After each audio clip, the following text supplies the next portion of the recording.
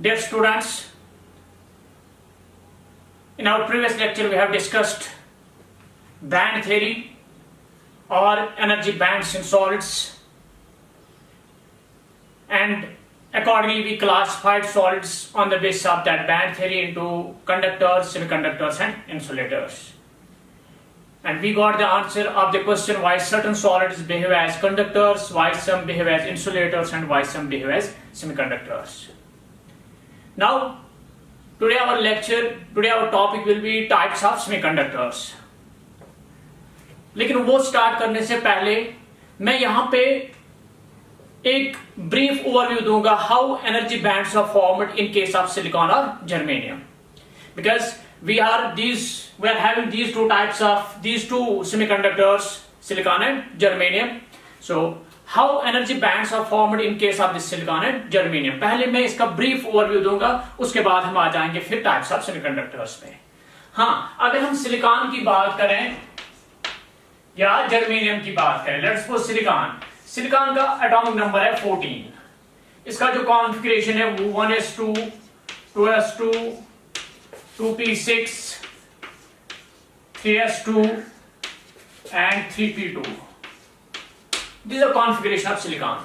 Similarly for germanium has atomic number of 32. So its configuration will be 1s2 2s2 2p6 3s2 3p2 3d10 4s2 and 4p2. You can count the electrons 2, 4, 10, 14, 20, 14, 2, 4, 10, 12, 6, 18, 28 and 32.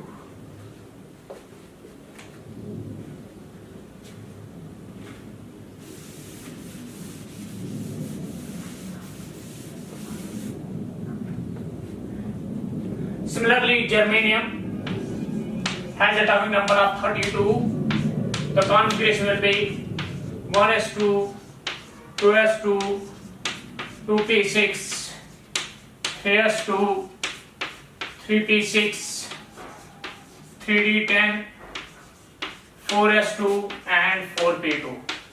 If we count the electrons 2, 4, 10, 12, 18, 28, 30 and 32. So in case of silicon, the valence shell is the third shell, and in case of germanium, the valence shell is the fourth shell. Both are tetravalent in nature. That means the valence shell has 4 electrons. So both are tetravalent in nature. Now, अब मैं एक का यहाँ पे discussion करूंगा, accordingly दूसरे का follow करेंगे. लेट अस सपोज हम सिलिकॉन का डिस्कस करेंगे. सिलिकॉन में मैं खाली ये आउटर मोस्ट शेल दूंगा, क्योंकि दीज कोर बैंड्स फॉर्म होते हैं, those remain insignificant for us.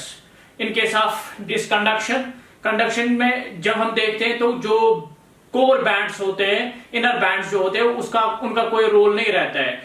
Conduction में जो रोल रहता है यहाँ पे वो रहता है जो आउटर बैंड्स फॉर्म होते हैं, वही हम डिस्कस करेंगे. यहाँ पे इसका थर्ड बैंड यानी 3s और 3p की वजह से जो बैंड फॉर्म होगा, और इसी तरह जो 4s और 4p का बैंड बनेगा वो हम डिस्कस करेंगे.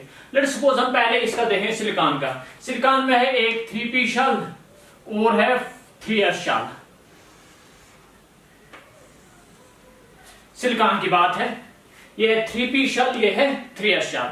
आपने पता है p शेल में कितने स्टेट्स होती है? 6 स्टेट्स होती है. 6 स्टेट्स क्वांटम स्टेट्स, यानी 6 इलेक्ट्रॉन्स में आप फिल कर सकते हो आप. इसी तरह s में कितनी स्टेट्स होती है? 2 स्टेट्स होती है. 2 स्टेट्स. नाउ हमने क्या करना है? हमने सिलिकॉन सॉलिड फॉर्म करना है. सिलिकॉन सॉलिड में एक आइसोलेटेड एटम तो नहीं होगा. इसमें क्या होगा? We can bring large number of silicon atoms close to each other to form a silicon solid. अब वही हम करते हैं, जैसे कल पिछले लेक्चर में हमने देखा था कि अगर 2 एटम्स आप एक दूसरे के करीब लाते हो टू फॉर्म ए सॉलिड, तो हर कोई एनर्जी लेवल स्प्लिट होती है 2 लेवल्स में. अगर आप 3 एटम्स एक दूसरे के नजदीक लाते हैं तो हर कोई एनर्जी लेवल स्प्लिट होती है इनटू 3 लेवल्स. अगर आप 10 एटम्स एक दूसरे के करीब लाते हैं टू फॉर्म ए सॉलिड, तो हर कोई एनर्जी लेवल स्प्लिट होती है इनटू n लेवल्स। अब हम यहां पे लेट्स सपोज मैं n एटम्स एक दूसरे के करीब लाता हूं, n नंबर ऑफ एटम्स में ले आता हूं to form a silicon solid. अब यहां पर क्या होगा, this energy level will split into n levels, तो ये यहां पे स्प्लिटिंग शुरू होगी, इसकी स्प्लिटिंग शुरू होगी ऐसे, इसमें n लेवल्स फॉर्म होंगे ऐसे, n नंबर ऑफ लेवल्स। जितना आप यहां पर इसमें भी कितने लेवल्स बनेंगी, n लेवल्स, तो इसमें भी ऐसे बनेंगी n levels, this will split into n levels. जितना आप करीब लाएंगे एटम्स को, जितना आप एटम्स को करीब लाएंगे उतनी ज्यादा स्प्लिटिंग होगी, यानी जो बैंड्स है उनकी विड्थ बढ़ेगी। ये यहां से हम स्पेसिंग लेते हैं, यहां से डिक्रीजिंग स्पेसिंग है, इंटर एटॉमिक स्पेसिंग,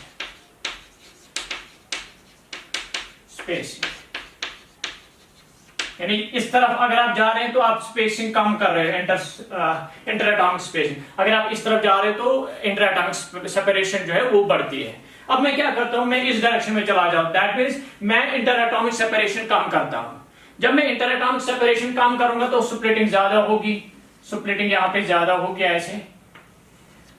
तो अल्टीमेटली क्या होता है यहां पे, अल्टीमेटली यहां पे रिजल्ट आता है कि ये इसके जो लेवल्स हैं, इसमें कितनी लेवल्स बनी थी, m लेवल्स, इसमें कितनी लेवल्स बनी थी, m लेवल्स। अब अगर हम स्टेट्स की बात करेंगे, इसमें एक लेवल में कितनी स्टेट्स होती है, 6। टोटल नंबर ऑफ स्टेट्स कितनी बनेंगी, 6n स्टेट्स, 6n स्टेट्स। इसमें कितनी बनेंगी, 2n स्टेट्स, क्योंकि एक लेवल में है 2 स्टेट्स, तो n लेवल्स थी इसलिए 2n स्टेट्स बनेंगी। अब क्या होगा, फाइनली ये यहां पर मर्ज करेंगे दोनों बैंड्स, जो यहां पे 3p की वजह से जो बैंड बना था और जो 3s की वजह से बैंड बना, ये मर्ज हो जाएंगे जब आप इनको एक दूसरे के करीब बनेंगे। तो यहां पे कितने स्टेट्स बनेंगे, अब 8n स्टेट्स प्रोड्यूस हो जाएंगे, यहां पे 6n यहां से, 2n यहां से, तो इस तरह से 8n स्टेट्स फॉर्म होंगी। लेकिन अगर हम इंटर एटॉमिक सेपरेशन और कम करते हैं, अगर इनको हम और नजदीक लाते हैं, तो यहां पे फिर से जो है ये बैंड्स जो है ये यहां पे फिर से स्प्लिट हो जाते हैं, ये यहां पर फिर से स्प्लिट हो जाते हैं। अब क्या होता है यहां पे, जो ये 6n स्टेट्स और 2n स्टेट्स है, इनने कितनी स्टेट्स बनाई थी, 8n स्टेट्स, और ये बैंड्स जो थे ये मर्ज हो रहे थे। अब जब और हम नजदीक लाते हैं, इनको और नजदीक लाते हैं, तो यहां पर फिर से ये 8n स्टेट्स जो है ये 2 बैंड्स में यहां पे स्प्लिट हो जाती है। 4n स्टेट्स ऊपर चली जाती है, 4n स्टेट्स, और 4n स्टेट्स जो है वो नीचे चली जाती है। तो इस तरह से बैंड्स फॉर्म होते हैं, और ये इनके बीच में आ जाती है एनर्जी गैप, ये इनका एनर्जी गैप आ जाता है। अब देखो यहां पर क्या है, मेरे पास 3s में कितने इलेक्ट्रॉन्स थे, 2, 3p में कितने इलेक्ट्रॉन्स थे, 2, तो total number of 3 electrons, third shell electrons कितने थे, मेरे पास 4 थे, वैलेंस इलेक्ट्रॉन्स मेरे पास 4 थे। लेकिन यहां पर जब मैं n एटम्स लाता हूं तो मेरे पास total number of valence electrons कितने बनेंगे, फिर 4n इलेक्ट्रॉन्स बनेंगे मेरे पास। 3s के 2 इलेक्ट्रॉन, 3p के 2 इलेक्ट्रॉन हो गए 4 इलेक्ट्रॉन एक एटम के, 2 के हो गए 8, 3 के हो गए 12, लेकिन मेरे पास n नंबर ऑफ एटम्स है इसलिए मेरे पास 4n इलेक्ट्रॉन्स अवेलेबल हैं। लेकिन स्टेट्स मेरे पास ये थर्ड शेल में कितने स्टेट्स हैं, थर्ड शेल में है 8 स्टेट्स, थर्ड शेल में है 8 स्टेट्स, लेकिन इलेक्ट्रॉन्स अवेलेबल कितने हैं, यहाँ पे 4n है। तो इसलिए क्या होगा, यहाँ पे ये 4n जो है नीचे वाली 4n, this will be occupied by those 4n electrons, वो 4n electrons in 4n states को ऑक्युपाई करेंगे ऐसे, 4n states this will be occupied, और जो ऊपर की 4n स्टेट्स है ये क्या रहेंगी, एम्प्टी। ये फॉर्म करता है वैलेंस बैंड और ये फॉर्म करता है कंडक्शन बैंड, तो ये आ जाते हैं इनके बीच में एनर्जी गैप। सिमिलरली मैं इसी तरह जर्मेनियम का भी आपको समझाता हूं। जर्मेनियम में क्या होगा, यहाँ पे ये 4 शेल होगी, ये 4 शेल होगी, 4p और 4s। 4p में कितने स्टेट्स हैं, 6 स्टेट्स, 4s में कितने स्टेट्स हैं, 2 स्टेट्स हैं। अगर हम ऐसे ही n एटम्स एक दूसरे के करीब लाते हैं तो ये p लेवल जो है ये कितने लेवल्स में स्प्लिट होगी, n लेवल्स में। ये जो s लेवल है ये कितने लेवल्स में स्प्लिट होगी, n लेवल्स में। इसमें टोटल नंबर ऑफ स्टेट्स कितनी आ जाएंगी, 6n। इसमें टोटल नंबर ऑफ स्टेट्स कितनी आएंगी, 2n। तो total number of available states कितनी बनेंगी, 8n। तो ये जब आप इनको और करीब लाएंगे तो ये मर्ज हो जाती है, तो एक बैंड फॉर्म होगा जिसमें कितनी स्टेट्स बनेंगी, 8n। लेकिन जब हम और नजदीक इनको लाते हैं, यानी जो equilibrium separation, inter atomic separation आती है, जब यहाँ पे आ जाते हैं तो ये 8n स्टेट्स जो है ये फिर से स्प्लिट हो जाती है इनटू 2 बैंड्स। एक 4n स्टेट्स ऊपर चली जाती है, 4n स्टेट्स नीचे आ जाती हैं। सो इस तरह से 2 बैंड्स फॉर्म होते हैं, इसमें 4n स्टेट्स, इसमें 4n स्टेट्स। अब मेरे पास फिर से कितने वैलेंस इलेक्ट्रॉन है, एक एटम में 4 वैलेंस इलेक्ट्रॉन है, 4 वैलेंस इलेक्ट्रॉन है एक एटम में। लेकिन मेरे पास ऐसे कितने एटम्स थे, n नंबर ऑफ एटम्स, इसलिए टोटल नंबर ऑफ इलेक्ट्रॉन्स मेरे पास कितने आ गए, 4n electrons. Total number of states कितनी है, 8n। 4n ऊपर 4n नीचे, जो 4n नीचे की है वो ऑक्यूपाई हो जाएंगी और जो 4n ऊपर है वो एम्प्टी रहेंगी। तो इस तरह से ये वैलेंस बैंड फॉर्म होगा, ये यहाँ पे कंडक्शन बैंड फॉर्म होगा। तो ये आ जाएगी यहाँ पे एनर्जी गैप। अगर आप सिलिकॉन में देखेंगे, फॉर सिलिकॉन, सिलिकॉन के लिए जो Eg है, एनर्जी गैप है 1.1, अराउंड 1.1 इलेक्ट्रॉन वोल्ट आता है। और जर्मेनियम के लिए यही बैंड गैप जो आती है, इट्स अप्रोक्सीमेटली 0.76 और 0.7 इलेक्ट्रॉन वोल्ट। तो इस तरह से ये एनर्जी बैंड्स फॉर्म होते हैं किनमें, सेमीकंडक्टर्स में, यानी सिलिकॉन और जर्मेनियम में। Now we will discuss the types of semiconductors. Types of semiconductors, we have 2 types of semiconductors. We have intrinsic semiconductors and we have extrinsic semiconductors.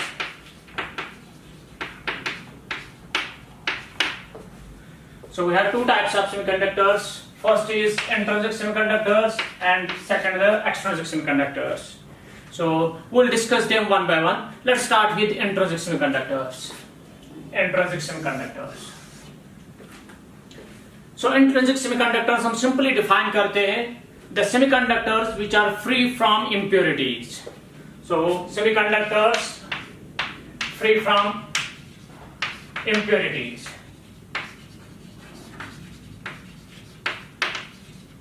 Or in other words we can say pure semiconductors. Pure semiconductors are called intrinsic semiconductors. The semiconductors which are free from impurities or the pure semiconductors are called intrinsic semiconductors. इसमें अगर हम example देंगे, इसमें example है pure silicon and germanium. These are the examples of pure semiconductors. Both, जैसे अभी मैंने बोला है silicon and germanium are tetravalent. इनमें जो बॉन्डिंग होती है वो कोवलेंट नेचर की होती है. सो कोवलेंट बॉन्डिंग होते हैं इनमें, कोवलेंट बॉन्डिंग. और क्रिस्टलीन सॉलिड्स होते हैं.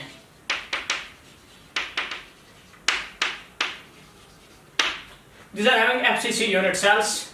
So the bonding in case of semiconductors is covalent in nature, and we are having these silicon and germanium. These are of crystalline nature. ये crystalline form के solids form होते हैं.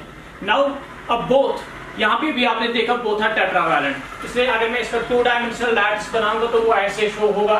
2 dimensional lattice इसका मैं बनाऊंगा. Let's suppose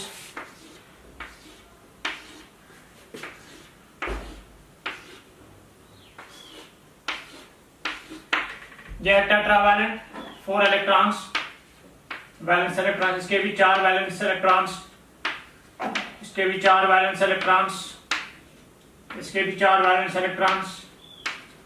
similarly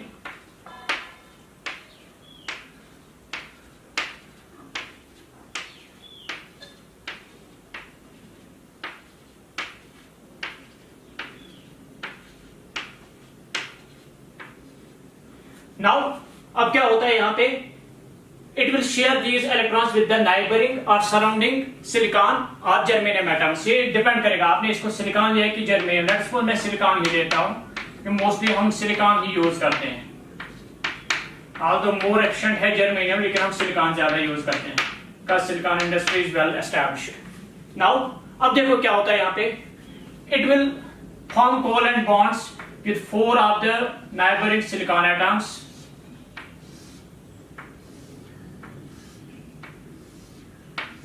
इस तरह ये भी 4 के साथ बनाएगा. ये भी 4 के साथ बनाएगा, सराउंडिंग 4 के साथ बनाएगा, ये भी सराउंडिंग 4 के साथ बनाएगा,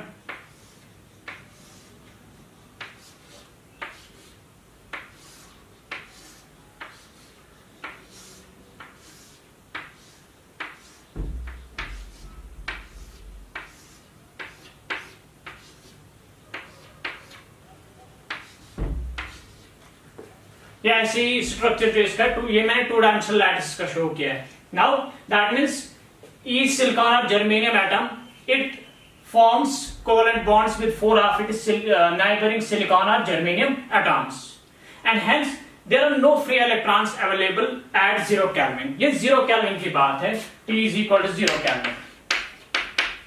0 Kelvin पे क्या होता है कि जो इसके यहाँ पे वैलेंस इलेक्ट्रॉन्स है, all these valence electrons are involved in bonding. ये बॉन्डिंग में इन्वॉल्व होते हैं. विद द रिजल्ट यहाँ पे कोई free charge carrier, free electron होता ही नहीं है. इन अदर वर्ड्स अगर आप in terms of band theory आप देखेंगे बैंड फॉर्मेशन में, तो हम ये कहेंगे कि जो वैलेंस बैंड है that is completely occupied. Valence band इसका कंप्लीटली ऑक्युपाइड है VB.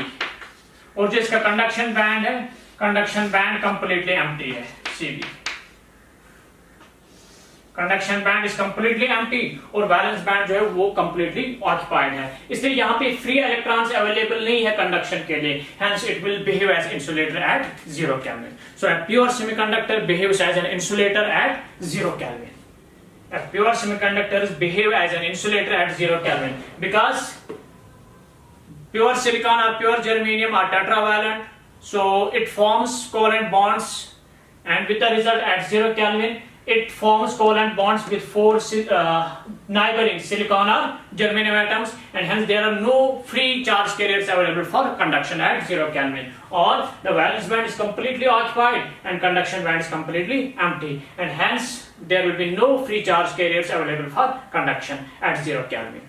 And जो Fermi energy level है in case of these semiconductors, the Fermi energy level lies at the middle of, this is Fermi energy level EF. The Fermi energy level lies at the middle, at the center of valence band and conduction band. यानी conduction band से जितना दूर ये Fermi energy level है, उतनी ही दूर कहाँ से है valence band से. It lies at the middle or at the center of valence band and conduction band. So ये pure semiconductors की बात है at 0 Kelvin. अब अगर हम रूम टेम्परेचर की बात करेंगे, अब रूम टेम्परेचर पे क्या होता है, रूम टेम्परेचर पे कुछ इलेक्ट्रॉन्स जो है, some electrons acquire sufficient energy to break the bonds, to get away from the bonds. यानी कुछ इलेक्ट्रॉन्स जो है इनमें एक्सेस एनर्जी गेन होते हैं room temperature. With the result यहां पर क्या होता है कि ये बॉन्ड से या बॉन्ड्स जो है ये ब्रेक हो जाते हैं, बॉन्ड्स ब्रेक डाउन और इट रप्चर डाउन, और ये इलेक्ट्रॉन जो है it gets away from the bond, ये बॉन्ड से बाहर चला जाता है. ये T ग्रेटर देन यानी रूम टेम्परेचर की बात है, T ग्रेटर देन 0 Kelvin और T at room temperature, TR room temperature और T ग्रेटर देन 0 Kelvin पे. चलो 0 Kelvin, T greater than 0 Kelvin की जब हम बात करेंगे क्या होता है यहाँ पे, अब some electrons get sufficient energy to come out from the bonds. ये बॉन्ड से बाहर आ जाते हैं, ये इलेक्ट्रॉन, लेट सपोज ये इलेक्ट्रॉन यहाँ पे चला आया, इसी तरह कोई और इलेक्ट्रॉन भी आ सकता है. सो n नंबर ऑफ इलेक्ट्रॉन्स में come out from the bonds. अब यहाँ पे क्या होगा, यहाँ पे इलेक्ट्रॉन की एक डिफिशिएंसी बनेगी, यहाँ पर इलेक्ट्रॉन की एक डिफिशिएंसी प्रोड्यूस होगी. और इसी तरह ये इलेक्ट्रॉन जो है ये बाहर आ सकता है, यहाँ पे ये इस बॉन्ड से बाहर आ सकता है. विद द रिजल्ट यहाँ पर क्या बनेगा, यहाँ पर एक इलेक्ट्रॉन की डेफिशिएंसी होगी.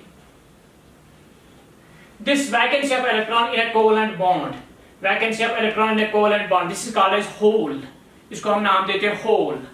और अब देखो ये इलेक्ट्रॉन जो है, these electron these are now available for conduction, ये कंडक्शन के लिए हमारे पास अवेलेबल होते हैं. सो अगर हम बैंड थ्योरी से देखेंगे, बैंड थ्योरी में हम ये कह सकते हैं ऐसे, T ग्रेटर देन 0 Kelvin की अगर हम बात करेंगे, some electrons from valence band jump into the conduction band. यहाँ पर पीछे क्या छोड़ते हैं, वो वैकेंसी छोड़ते हैं इलेक्ट्रॉन की.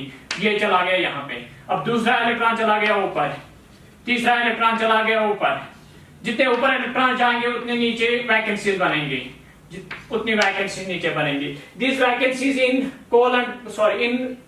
Valence band, these are called as holes. ये होल्स हैं यहाँ पे, ये these are electrons in the conduction band. अब यही होता है, at room temperature some bonds rupture down, with the result electrons get sufficient energy to jump from the valence band to the conduction band, and these electrons in conduction band are available for conduction, and these holes in the valence band are also available for conduction. ये भी conduction के लिए available है और ये भी conduction के लिए available है. मैं भी समझाता हूँ ये holes कैसे conductivity में help करते हैं, how these contribute to the conductivity. ये देखो कैसे, suppose यहाँ पर एक वैकेंसी है इलेक्ट्रॉन की, सिंस ये इलेक्ट्रॉन जो इन बॉन्ड्स में यहाँ पे इन्वॉल्व है, these are almost having similar energies. इनमें सिमिलर एनर्जीज होती है, चाहे ये इस बॉन्ड में इन्वॉल्व रहे, इस बॉन्ड में इन्वॉल्व रहे, इस बॉन्ड में इन्वॉल्व रहे, all the time it requires the same energy. अब विद द रिजल्ट यहाँ पे इसके लिए एक ही जैसी बात है कि ये यहाँ पर रहे या यहाँ पर रहे, इसलिए यहाँ पर क्या होगा, दिस इलेक्ट्रॉन में शिफ्ट टू दिस डायरेक्शन, ये ऐसे चला जा सकता है, ये ऑक्यूपाई करेगा इस होल को. विद द रिजल्ट जो ही इलेक्ट्रॉन यहाँ चला गया, होल पीछे बना, होल पीछे बनेगा. अब ये इलेक्ट्रॉन जा सकता है इस पोजीशन में, ये इलेक्ट्रॉन चला गया इस होल में, यहां पर होल बना. अब यहां पर जो होल बना, ये इलेक्ट्रॉन इसको ऑक्यूपाई कर सकता है, यहां पर होल बनेगा. अब यहां पर होल था, यहां पर वैकेंसी थी, हो सकता है ये इलेक्ट्रॉन यहां पर आ जाए तो यहां पर होल बनेगा. सो इस तरह से हम ये कह सकते हैं कि जो इलेक्ट्रॉन है, जब इलेक्ट्रॉन इस डायरेक्शन में चला जाता है ऐसे, तो हमें ऐसा लगता है जैसे होल पीछे चला गया. असल में ये होल जो यहां पर था, ये यहां चला, ये यहां नहीं आया, असल में जो इलेक्ट्रॉन यहां पर था वो यहां पर चला गया. विद द रिजल्ट हमें ऐसा लगा जैसे होल यहां पीछे रह गया है या पीछे चला गया. आप इसको ऐसे अंडरस्टैंड करें. फॉर एग्जाम्पल, एक क्यू है, गाड़ियां एक क्यू में खड़ी है, जो आगे वाली गाड़ी है उससे आगे जगह खाली है. कितनी जगह खाली है? जितनी एक गाड़ी ऑक्यूपाई कर सकती है. एक पर्सन दूर बैठा हुआ है, वो गाड़ियों को ऑब्जर्व नहीं करता है, he is not observing, he is not concentrating or he is not focusing on the vehicles. rather वो कहां पे फोकस करता है, वो जो खाली जगह आगे पड़ी है, वो जो खाली जगह है आगे, उसी पे उसका फोकस रहता है. अब विद द रिजल्ट क्या होता है, जो आगे वाली गाड़ी है वो चली जाती है थोड़ा आगे उस वैकेंसी को, उस एम्प्टी स्पेस को ऑक्यूपाई करने. जब वो आगे चली जाएगी, जहां पर वो गाड़ी खड़ी थी वहां पर एम्प्टी स्पेस बनेगी. अब दूसरी गाड़ी जो है वो क्या करेगी, वो आगे आ जाएगी, वो उसकी स्पेस ऑक्यूपाई करेगी, जो उसकी स्पेस थी वो एम्प्टी रहेगी. अब ऐसे ही ये तीसरी गाड़ी उसकी स्पेस ऑक्यूपाई करेगी, जो उसकी स्पेस है वो एम्प्टी चली जाएगी. जो ऑब्जर्वर था, जो दूर ऑब्जर्वर बैठा था, वो गाड़ियों को ऑब्जर्व नहीं कर रहा था, he was not focusing on the vehicles, rather वो किस पे फोकस कर रहा था, वो उस एम्प्टी स्पेस पे फोकस कर रहा था. अब उसने क्या देखा, जो ये पहली वाली गाड़ी उस एम्प्टी स्पेस में चली गई आगे, तो एम्प्टी स्पेस कहां आ गई, उसके पीछे आ गई, तो उसको ऐसा लगता है जैसे वो एम्प्टी स्पेस जो है वो पीछे चली गई है.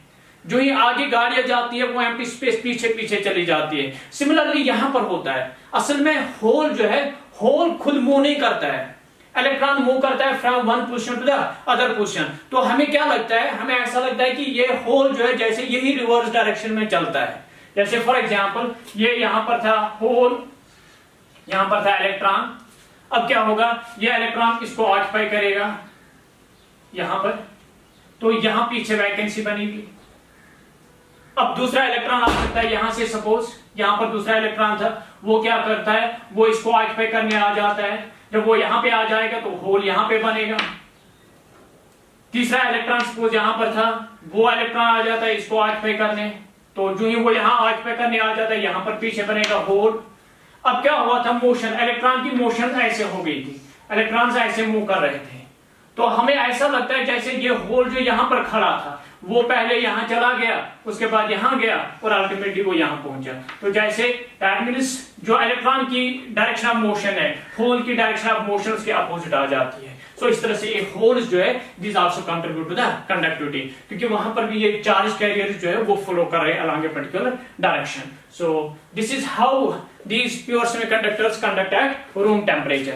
So that means हम फिर से इसको रिवाइज करेंगे. at 0 केल्विन क्या होता है प्योर सेमीकंडक्टर्स में, वैलेंस बैंड कंप्लीटली ऑक्यूपाई होता है, कंडक्शन बैंड कंप्लीटली एम्प्टी होता है, और इस तरह से it behaves as an insulator at 0 Kelvin. However, at room temperature some bonds rupture down or electrons get sufficient energy to jump from the valence band into the conduction band, leaving behind a vacancy of electron in the valence band known as hole.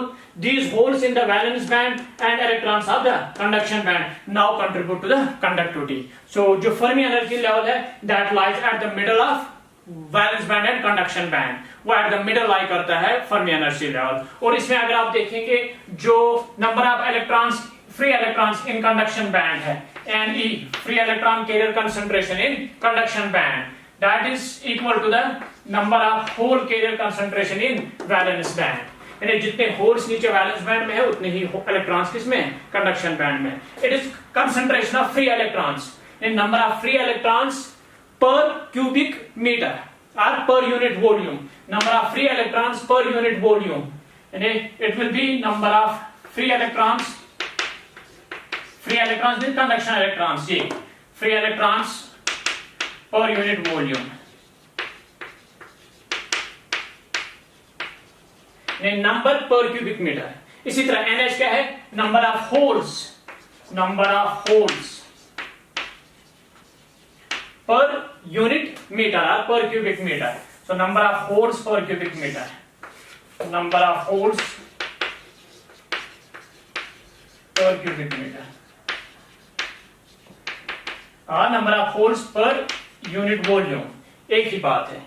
और यही होती है इसमें intrinsic carrier concentration. जो ये carriers हैं, चाहे आपके इलेक्ट्रॉन से कंडक्शन बैंड में, चाहे आपके होल से वैलेंस बैंड में, these are of its own. ये हमने बाहर से, हमने इनको एक्सटर्नली हमने इनको यहाँ पे डोप नहीं किया इसमें. So these are all intrinsic carriers. So any electron carrier concentration, free electron carrier concentration, it is equal to the hole carrier concentration and it is equal to the intrinsic carrier concentration in case of free, in case of pure or intrinsic semiconductors. So this is all about these intrinsic semiconductors.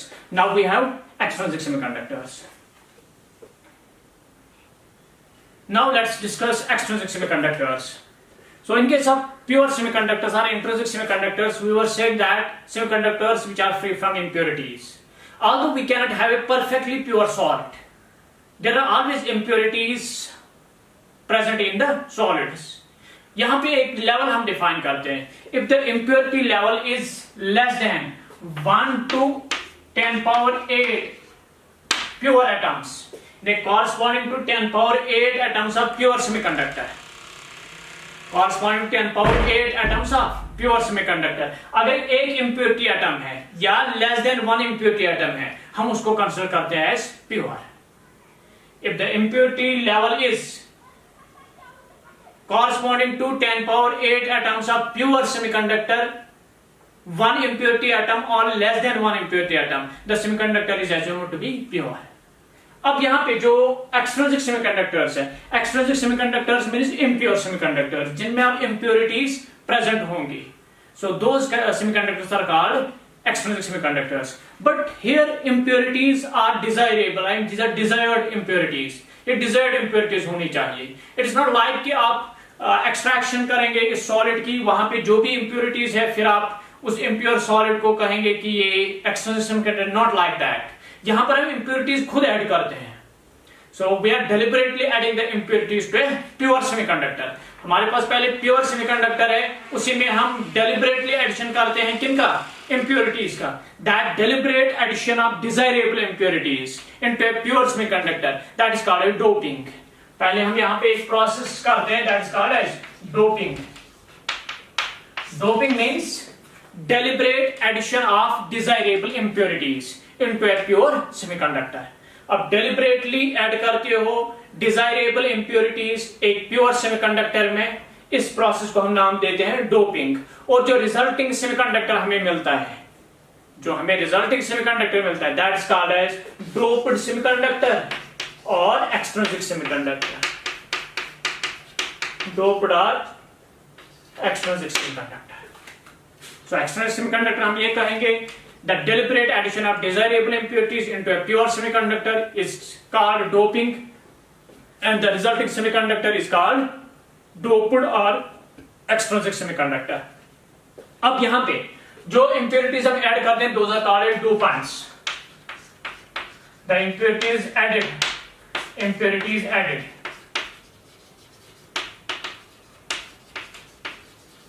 Are called dopants.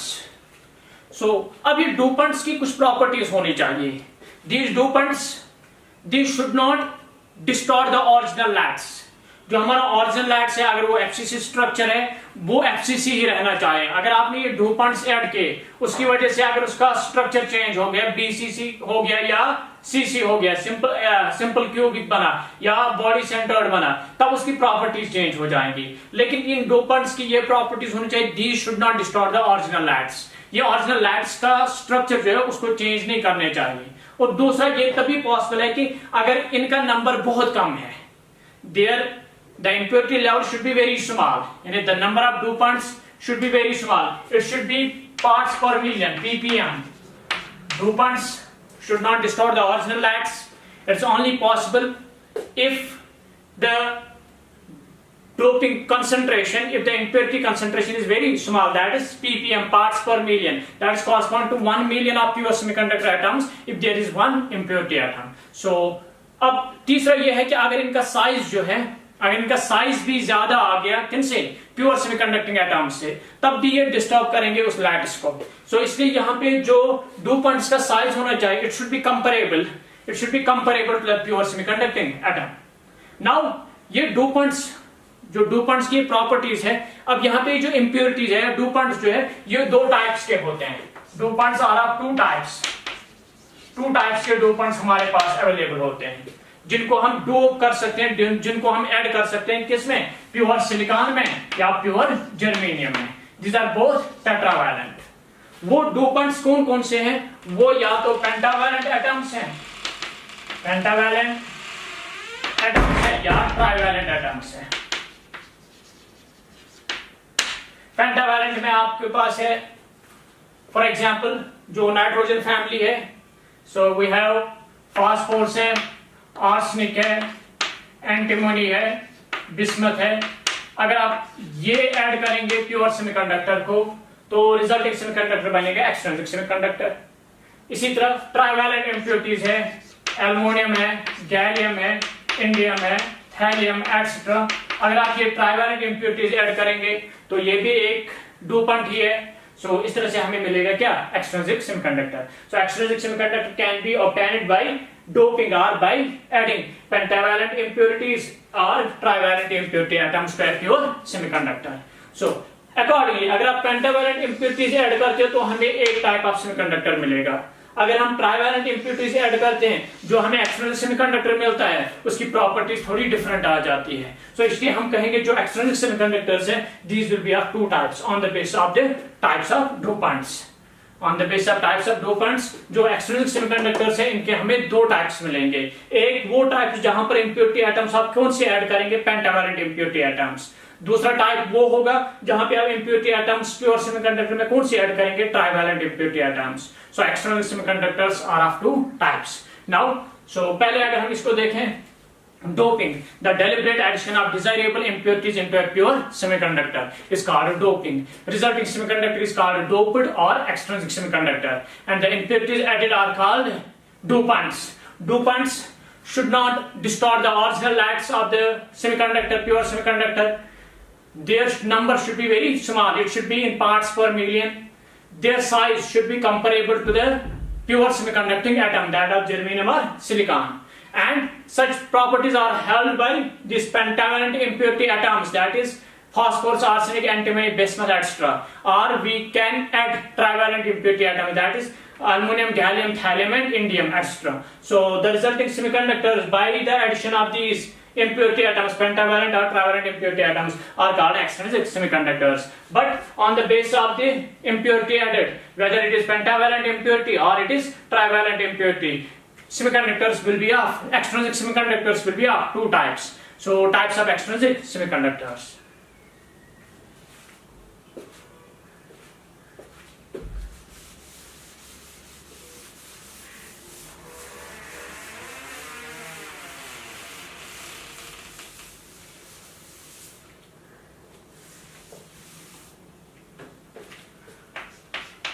Types of extrinsic semiconductors.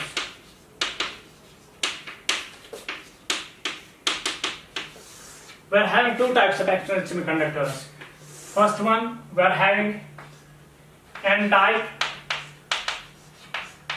or donor type external semiconductors, and we have P type or acceptor type external semiconductors. Donor type में क्या होता है, अगर impurities और dopants अगर जो है, if the impurity atoms added are pentavalent,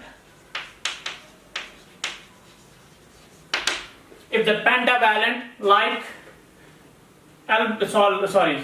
phosphorus, arsenic, antimony, bismuth, अगर वो इम्प्योरिटीज आप ऐड करेंगे प्योर सेमीकंडक्टर में, the resulting semiconductor is called N type और डोनर टाइप सेमीकंडक्टर.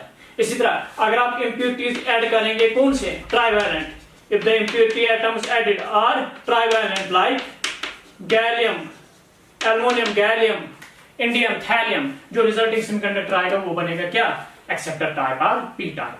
चलिए अब मुझे बताएं, अगर आप गैलियम ऐड करेंगे सिलिकॉन को, अगर आप गैलियम ऐड करेंगे प्योर सिलिकॉन को, रिजल्टिंग सेमीकंडक्टर कौन सा होगा, एन टाइप और पी टाइप. गैलियम है ट्राइवैलेंट, सो इसलिए वो बनेगा पी टाइप.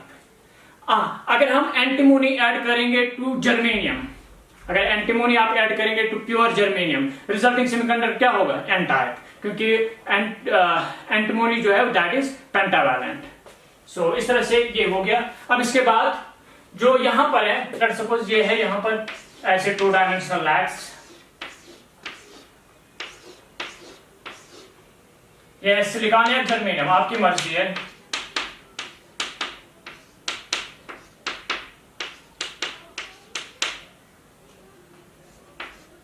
ये ट्राइवैलेंट है यहाँ पे, सॉरी टेट्रावैलेंट है, ये है टेट्रावैलेंट, ये है टेट्रावैलेंट, ये है टेट्रावैलेंट, ये है टेट्रावैलेंट, टेट्रावैलेंट, टेट्रावैलेंट, टेट्रावैलेंट. लेकिन फॉस्फोरस जो है ये पेंटावैलेंट है. अब यहां पर क्या होगा, देखें इसमें 5 वैकेंसी है, वैलेंस इलेक्ट्रॉन्स है, 4 यहां पर वैलेंस इलेक्ट्रॉन जो है, these will form covalent bonds with 4 neighbouring silicon और जर्मेनियम एटम्स. जो ये एक इलेक्ट्रॉन है, this will be available for conduction. So pentavalent impurities में क्या होता है, यहां पे जो 4 इलेक्ट्रॉन्स है यहां पे, these will be shared, these will be forming covalent bonds with 4 neighboring silicon or germanium atoms. जो 5th इलेक्ट्रॉन है यहाँ पे, this will be now available for conduction, ये कंडक्शन के लिए अवेलेबल होगा ये फिर इलेक्ट्रॉन. अब जितने आप यहाँ पे, जितने आप इम्प्योरिटीज ऐड करेंगे, जितने आप इम्प्योरिटीज ऐड करेंगे उतने यहाँ पे इलेक्ट्रॉन्स अवेलेबल होंगे किसके लिए, कंडक्शन के लिए. So that means each impurity atom will donate 1 electron for conduction. So that's why it's called donor type. It's called donor type. So इसमें अगर हम देखें तो each impurity atom will donate 1 electron for conduction. जितने आप यहाँ पे impurities add करेंगे उतने यहाँ पर ये इलेक्ट्रॉन्स भी हमारे पास आ जाएंगे किसके लिए, कंडक्शन के लिए. सो अगर आप इसका बैंड स्ट्रक्चर फॉर्म करेंगे, बैंड स्ट्रक्चर इसका या बैंड डायग्राम अगर आप बनाएंगे तो ये ऐसे बनेगा बैंड डायग्राम इसका. ये मान लीजिए यहाँ पर वैलेंस बैंड है, this is valence band, and suppose this is the conduction band, this is the conduction band CD. Now what happens, यहाँ पर ये फुल होगा occupied, fully occupied, because all valence electrons are now involved in bonding except this one which is now in the conduction band. अब जितने आप यहाँ पे impurities add करेंगे उतने यहाँ पे ये इलेक्ट्रॉन्स आएंगे कंडक्शन बैंड में ऐसे.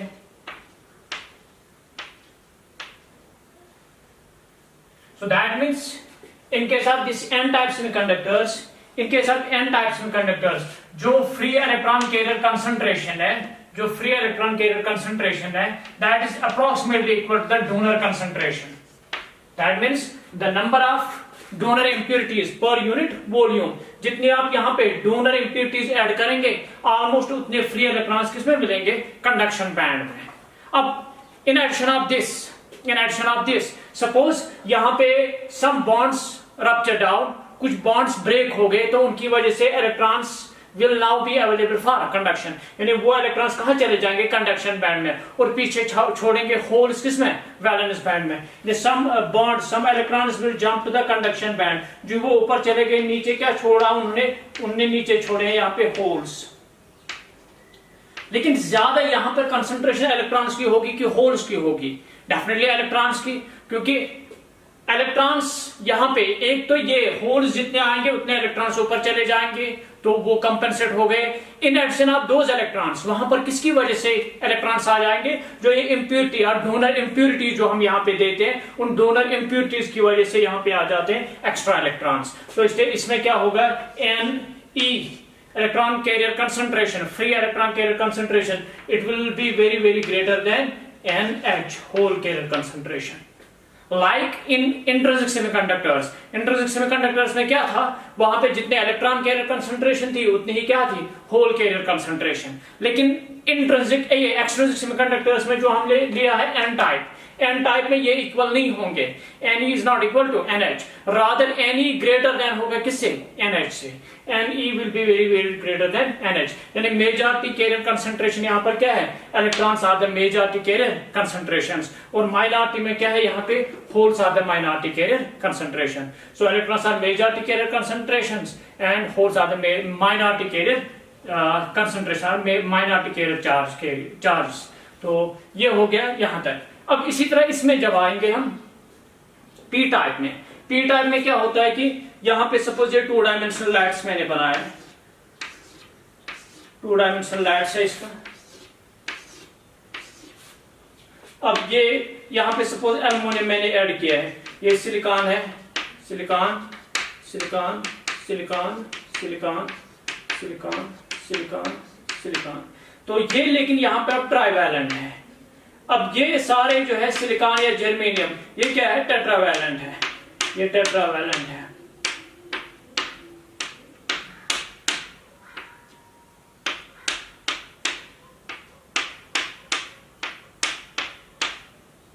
अब यहां पर क्या होगा, it will share these 3 valence electrons with 3 neighbouring silicon और जर्मेनियम एटम्स. तो ये जो फोर्थ बॉन्ड आएगा यहाँ पे, इस फोर्थ बॉन्ड में यहाँ पे एक इलेक्ट्रॉन की डेफिशिएंसी होगी, यहाँ पर एक इलेक्ट्रॉन की डेफिशिएंसी होगी. This deficiency of electron is called as hold.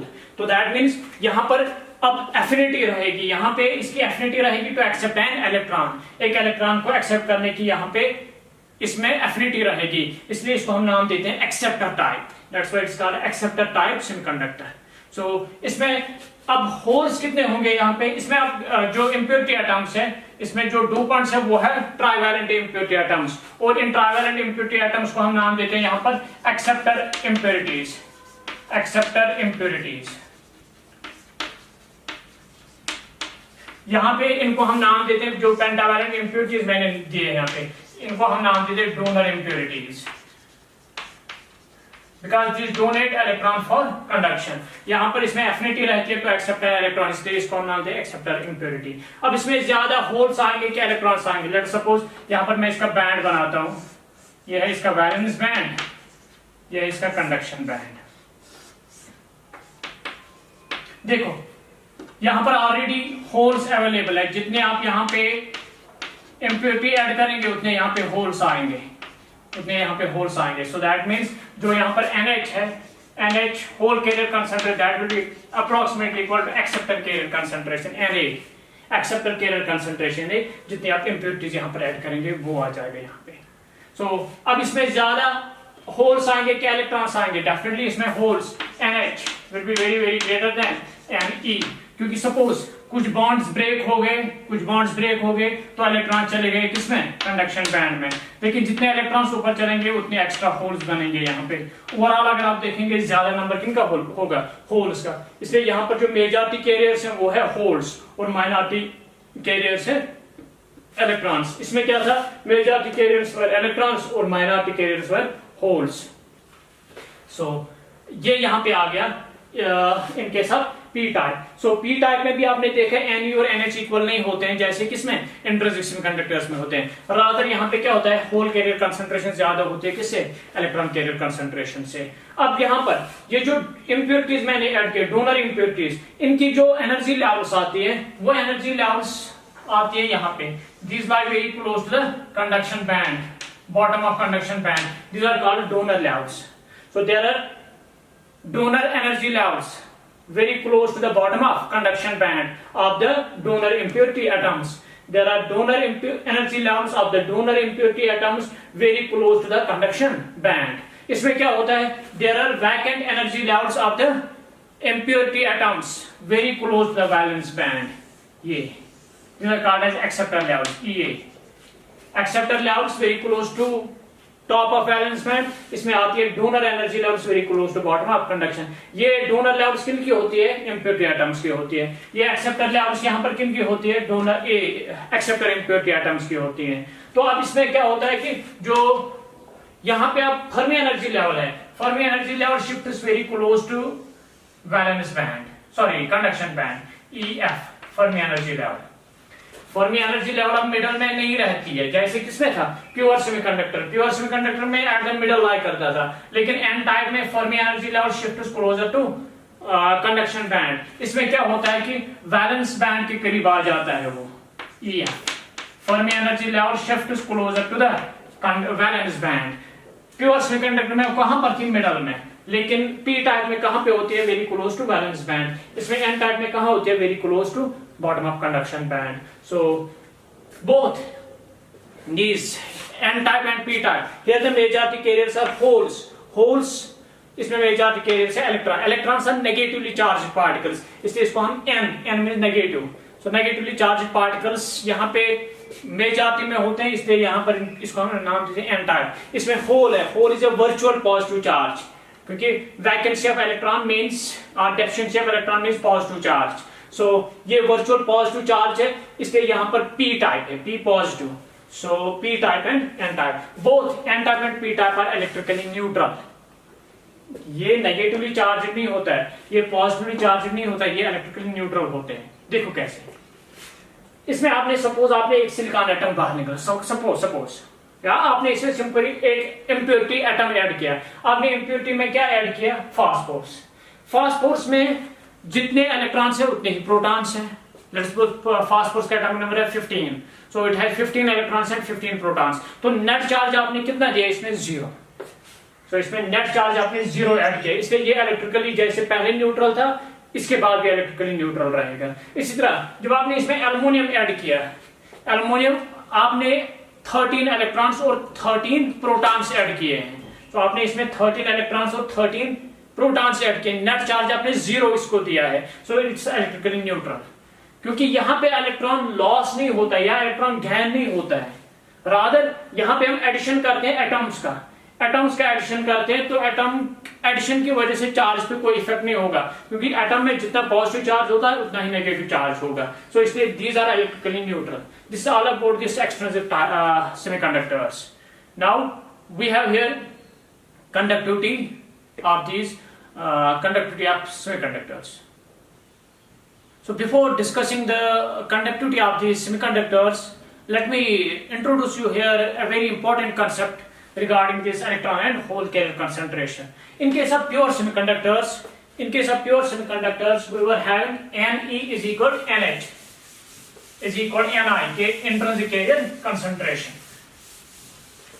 अगर प्योर सेमीकंडक्टर्स में आपने देखा होगा Ne is equal to NH था and that was equal to Ni is intrinsic carrier concentration. अब अगर आप इनका प्रोडक्ट लेंगे NeNH that is equal to Ni, क्योंकि Ne के बदले भी Ni लिख सकते हैं, NH के बदले भी Ni लिख सकते हैं, so it will be Ni square. This is for pure semiconductors. Now extrinsic semiconductors की अगर हम बात करेंगे, extrinsic semiconductors में Ne is not equal to NH. External semiconductors में Ne और NH इक्वल नहीं होते हैं, लेकिन अगर आप यहां पर प्रोडक्ट निकालेंगे NeNH का product, that is always equal to Ni square at thermal equilibrium. At thermal equilibrium, at constant temperature, product of electron carrier concentration and hole carrier concentration is always constant and is equal to the square of intrinsic carrier concentration. इसको आप लाभ mass action भी बोलते हैं, या simply आप याद रखें Ne into NH, whether it is a pure semiconductor or whether it is extrinsic semiconductor, their product is always constant at thermal equilibrium and that is equal to Ni square. So this is an important concept and it is used to determine the minority carrier concentration. क्योंकि majority आपने इसमें देखा जब N type में थे तो majority में electrons थे तो वो आता था डोनर कंसंट्रेशन के अप्रोक्सीमेटली बराबर। जब पी टाइप में आप लेते थे मेजॉरिटी कैरियर्स वर होल्स और वो होल्स अप्रोक्सीमेटली आते थे acceptor carrier concentration acceptor concentration. वो आपने पता है आपने कितनी एक्सेप्टर इंप्योरिटीज डोप की है तो उतने ही यहाँ पे होल्स आएंगे। इसमें आपने पता है आपने कितने डोनर इंप्योरिटीज डोप किए उतने ही यहाँ पे इलेक्ट्रॉन कैरियर कंसंट्रेशन आएगी। लेकिन माइनॉरिटी का हमने नहीं पता है, वो माइनॉरिटी कैरियर कंसंट्रेशन हम इस एक्सप्रेशन से निकाल सकते हैं। For example for N type majority में क्या है इलेक्ट्रॉन्स, मेजॉरिटी में है इलेक्ट्रॉन्स और उनका मुझे पता है वो किसके बराबर है अप्रोक्सीमेटली डोनर कंसंट्रेशन के बराबर। तो मेजॉरिटी कैरियर कंसंट्रेशन मैंने निकाला। अब मैंने क्या निकालना है minority carrier concentration. Minority carrier concentration में यहां से निकालूंगा, देखो कैसे Ne into NH is equal to Ni square।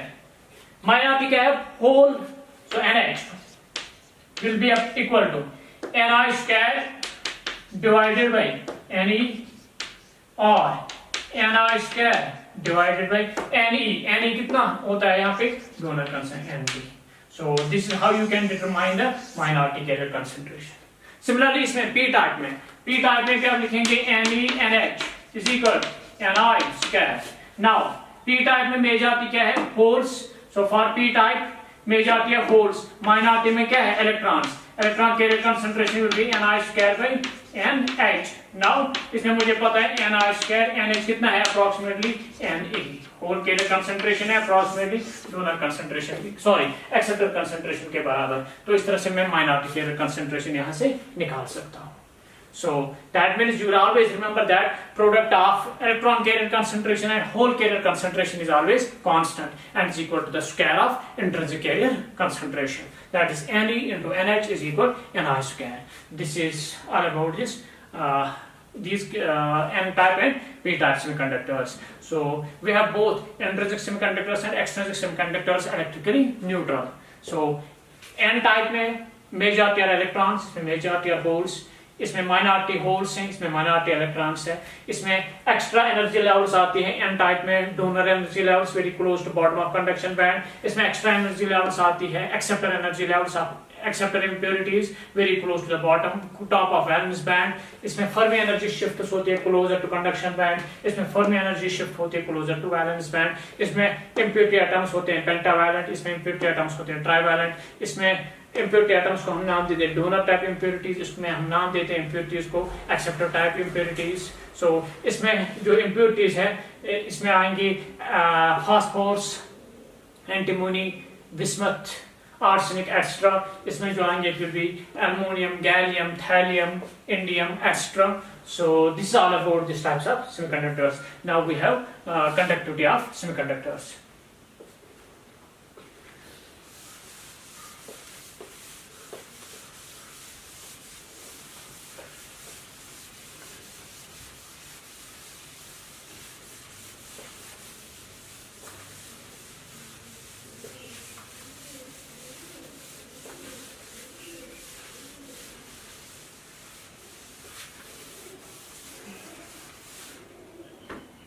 Conductivity of semiconductors।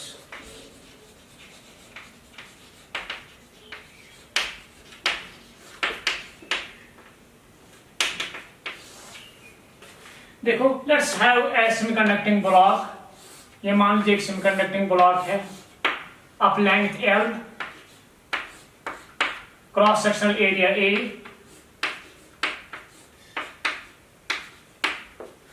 Now इसमें हमें पता है चार्ज कैरियर्स होंगे electrons and holes. Let's suppose these are the charge carriers here, these are the charge carriers। Now let's apply an electric field across this semiconductor। Electric field में यहां पे supply करता हूं। Let's know voltage is V, the potential applied is V at the across the ends of the semiconducting block। So electric field जो setup होगा it will be V by L। The length of across the terminals is L। across the ends it is L, और field यहाँ potential difference है across the ends that is V, इसलिए field जो setup होगा वो होगा V by L.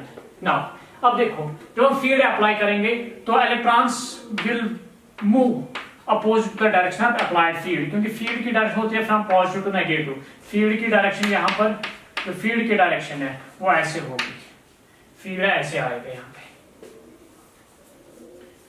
तो इसलिए electrons will flow along this direction. Electrons इस डायरेक्शन में opposite to the applied field करेंगे मूव. ये फील्ड की डायरेक्शन है ऐसे. Electrons will flow opposite to the direction of field. इसलिए जो इलेक्ट्रॉन्स की वजह से यहाँ पे करंट आएगा, करंट की जो कन्वेंशनल डायरेक्शन है वो opposite to the flow of negative charge carriers. So electronic current जो है यहाँ पे इलेक्ट्रॉनिक करंट इस डायरेक्शन में आएगा, इस डायरेक्शन में आएगा इलेक्ट्रॉनिक करंट ऐसे. इलेक्ट्रॉनिक करंट इस डायरेक्शन में आएगा. अब उसके बाद है holes. Holes are virtual positive charge. Holes are virtual positive charge. इसलिए ये वर्चुअल पॉजिटिव चार्ज जब आप फील्ड में पॉजिटिव चार्ज रखते हैं, जब आप फील्ड में पॉजिटिव चार्ज रखते हैं वो along the direction of field जाता है. तो जो डायरेक्शन ऑफ फील्ड है from this direction to this, तो ये ऐसे आ जाएंगे वर्चुअल पॉजिटिव चार्ज. होल्स इसी डायरेक्शन में आएंगे. तो जब होल्स इस डायरेक्शन फ्लो करेंगे इनकी वजह से आएगा current, hole current. Hole current की डायरेक्शन होगी यही, the direction of conventional direction of current is the direction opposite to negative charge और along the direction of positive charge. So जो होल करंट आएगा, होल करंट भी इसी direction में आएगा. तो टोटल करंट जो आएगा यहाँ पे I, it will be electron current plus hole current. Electrons की कंसंट्रेशन अगर Ne है तो इसलिए यहाँ पे आएगा I will be equal to E Ne Vd drift velocity of electrons plus holes के लिए it will be E charge of hole NH A VH, while VH is drift velocity of hole, V is drift velocity of electron. This will be the total current. अगर आप A common लेंगे यहाँ पे divide करेंगे I by A is current density J. It will be E Ne VE plus E NH VH. V is drift velocity of electron, VH is drift velocity of hole. Now आपने mobility की definition पता है. Mobility it is defined as drift velocity per unit field. Drift velocity per unit field is defined as mobility. So इसलिए मैं यहाँ पे ऐसे लिख सकता हूँ E Ne V के बदले में लिख सकता हूँ mu E into field plus E NH. VH के बदले लिख सकता हूँ मैं mu H, mobility of hole into field. Mobility of electron will be mu E, mobility of hole will be mu H. It will be VH by E. So mu E will be VE by E. वही मैंने VE के बदले लिखा mu E और VH के बदले लिखा mu H into E. अब E आप कॉमन ले सकते हो, फिर J by E आप ले सकते हो.